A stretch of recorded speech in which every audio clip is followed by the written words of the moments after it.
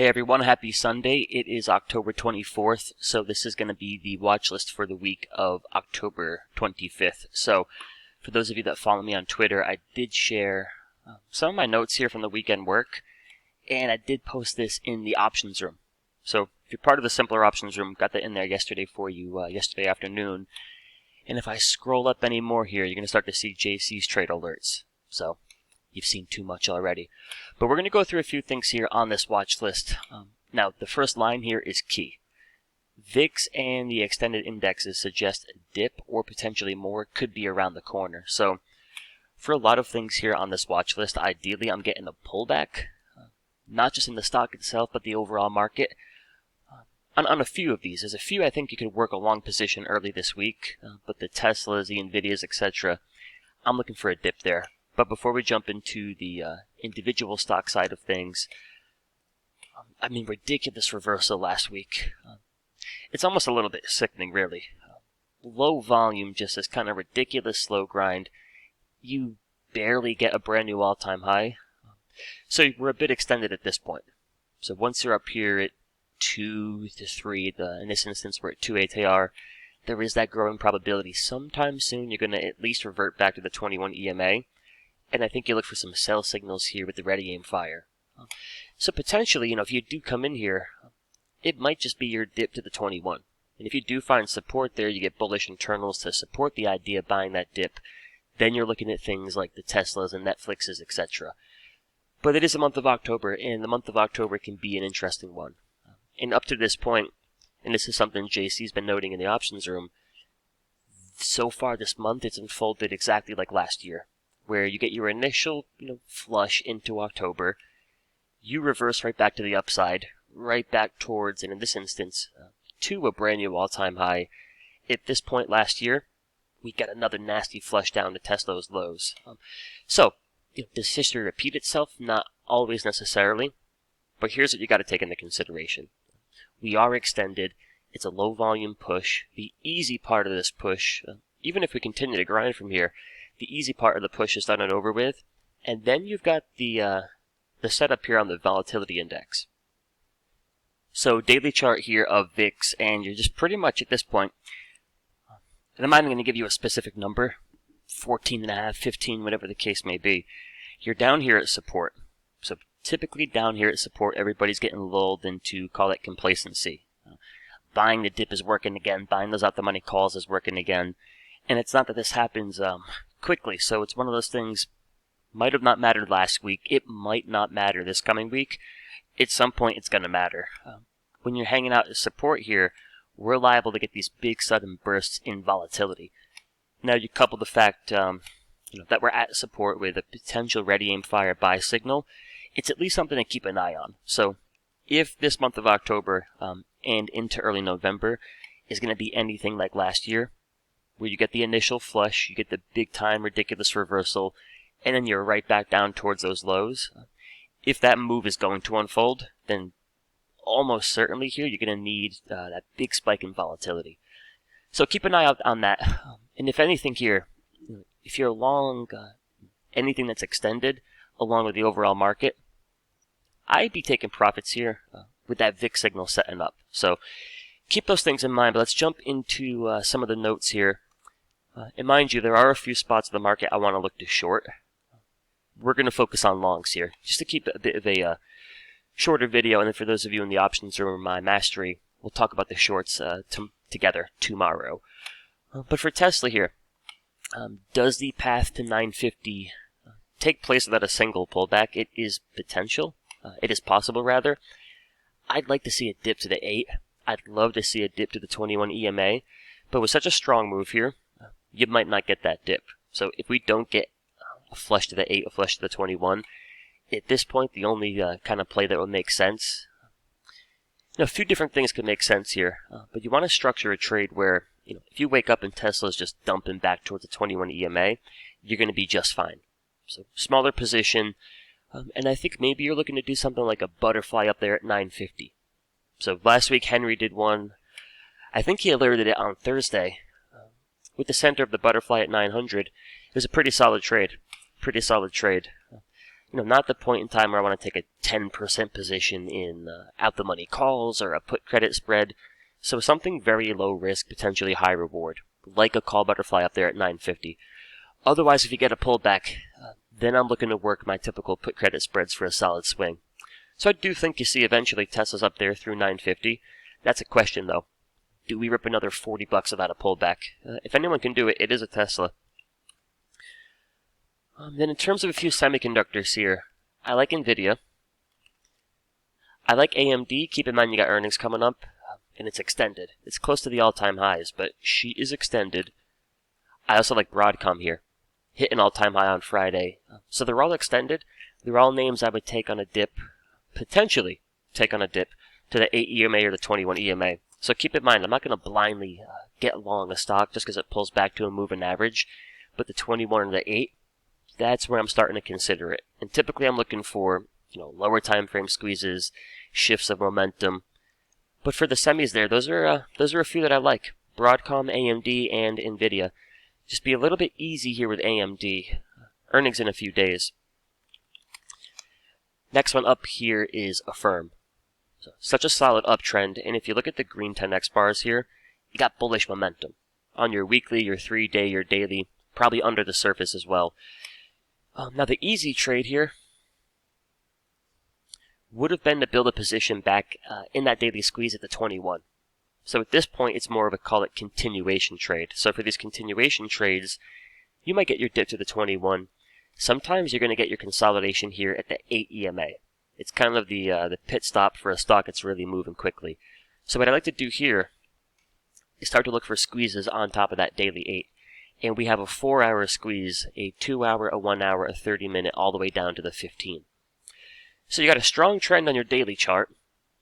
Last 4 or 5 days, you're taking a bit of a breather here at that pit stop. But if that 15-minute squeeze fires long, it could trigger the 30-minute. So it's kind of that domino effect. The 15-minute fires long, then the 30, then the 1-hour, then the 2-hour, then the 4-hour. Then you got a solid push. Vice versa. That series of squeezes starts to fire short. You're probably coming in a bit closer to the 21. So you're focusing here on momentum. But for November 5th expiration, you got some pretty solid put premium. So I will be looking this week to see, how's a 30-minute look, how's a 1-hour look. Can I build my position inside that 4-hour squeeze? Looking, over the next few weeks for the continuation of this trend off of that 8 EMA. And I do think earnings-wise, earnings is on Earnings is November 11th. November 9th. Earnings on November 9th. So you might get that pre-earnings push here as well. Really, I'm looking for continuation of a strong trend. So the 8 EMA with a bunch of squeezes there, whole bunch of squeezes, can be a pretty good spot. Next up here is UPST. So study this over here before we jump into the current structure. You get your good push, you pull back to the daily 21, and look what happens there at the daily 21. You start to go into some solid squeezes. So here you had a 4-hour, you had some buy signals. So if you compare that to the current structure, that previous 4-hour squeeze leads to the daily squeeze firing. Now you're back to the 21 EMA.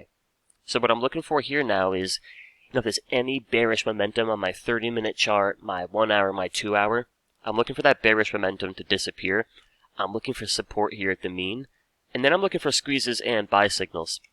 So if we boil it down to a 4-hour chart, no squeeze but no bearish momentum. Now you got a 2-hour chart here, and granted, histogram's negative, 10x bars are red, so there's still some bearish momentum here. But it could be setting up for that oversold bounce with the ready aim fire buy signal setting up. And before you made that previous push back in earlier in the month, you had some buy signals there on those lower time frames. So potential buy signal setting up. You got the aim. You're looking for the buy arrow. But I think if you get that buy arrow there, that could be a solid entry. So let's see. 4-hour, 30-minute. So we're looking for the shift of this. The 2-hour down to the 15-minute. So early tomorrow, I'm looking for my 15-minute to flip to yellow, which is neutral momentum, and then ultimately green, which is obviously bullish momentum. And then I want to see the 30-minute, the 60-minute, the 2-hour do the same thing there. If you can get that shift in momentum and a couple buy signals at your daily 21 in such a solid uptrend, and mind you, your momentum is still intact here on your bigger time frames, I think it makes for a good entry there. Now, I'm not the best candidate for put credit spreads. The spreads are just too wide. So, 325, 320 put credit spread, bid and ask is like $2 to $4. For conversation's sake, it's pretty nasty. So, the trade here might be a debit spread. And for those of you in the options room, I like the order that JC's trying to work. I think he's going for that debit spread. Probably the ideal trade here. So you're not going to get a trade alert out of me on this one. Probably going to look to join y'all with that debit spread. If you're in my mastery, do something very similar. But a good looking trend here. So you got your dip. What do you do with it? What do you do with it? There's a few more here, guys. Now, I'd say those are the most interesting ones. Tesla's, a Semiconductors, a Firm, UPST. You got something like a Lucid here, which the daily squeeze, quite frankly, it doesn't interest me, because you're brutally range bound right now. But to build a position, 3 or so months till expiration, kind of set it and forget it, inside that weekly squeeze as momentum shifts positive over the last month or so, you could work something like that. And then last but not least here, homies and homettes, you have Chipotle. So from a weekly charts perspective, really strong trend here. And all you've done over the last month or so is pull back to your weekly 21. For the first time in, a good 4 or 5 months here. So the weekly uptrend is still very much intact. Though your daily chart here, you've definitely lost a little bit of momentum. So what I would look for at this point is fresh bullish momentum coming into play here. 15, 30, 60-minute, 2-hour, and then a series of buy signals. And when I say buy signal or sell signal, I'm referring to the ready, aim, fire. Nothing on the 15. So there's a 30-minute buy signal, a 30-minute. You could have an hourly slowly setting up here. So your uptrend is really strong on that weekly chart. And while your daily chart has lost a little bit of momentum, you're right near that weekly 21. So fresh bullish momentum with some oversold buy signals could make for a really solid bounce off of the weekly mean. And I'd love to sell some put credit spreads potentially under the weekly 21. From another perspective, though, if momentum doesn't shift positive and you end up breaking under your weekly 21, at that point your daily squeeze is firing short, most likely, and I think you quickly come down to test, if not fill that gap over here at 1650-ish. So there's two potential plays there. The path of least resistance for the weekly chart is certainly to the upside, so I'd be a little bit, hate to use the word bias. That would be my first focus, though, is trying to sell put credit spreads here for the continuation of that trend. But if you break your 21, you might come down here to fill the gap. So, could be a few plays there, but the Teslas on the pullback, the upstarts, the AFRMs, that's where my major interest is right now. But I do want to stress before I let y'all go here, we're extended. Realistically, I don't believe this push. So you take that with a grain of salt there. It's just my 2 cents. By no means am I going to be surprised if the air just completely gets let out of this thing. Quickly back down towards those lows. And I say that because of VIX. I say that because of the lack of volume here. It's just a algorithmic short covering rally. And that's just my opinion. Mind you, I'm not going to be surprised if we spend another 5 days grinding higher. So, no bias out of me, that's just an opinion. But I would like to see a pullback here to the 21 EMA. That's where, the next round of trade decisions is going to be a little bit easier. If we flush to the 21 and we find support there, I'd like to see if a Tesla and Nvidia came down with it. Maybe I can work a better entry. Vice versa, if VIX is getting a bit silly there, and you're breaking under your daily 21, I'd probably look to short the next bounce for some more downside. So, no biases. You take what the market gives you here. Keep an eye on VIX. Keep an eye on a few of these setups here on pullbacks. And I appreciate y'all watching as always. So if you haven't already, go on ahead and subscribe. You can check me out on Twitter at Focused Options, on Instagram at Focused Trades, and then check us out at simplertrading.com. I'll be live for the first hour and a half of tomorrow's session in the options room. And for those of you in my mastery, we'll be live a few times this week as well. Enjoy the rest of your Sunday. I'll talk to y'all soon, though.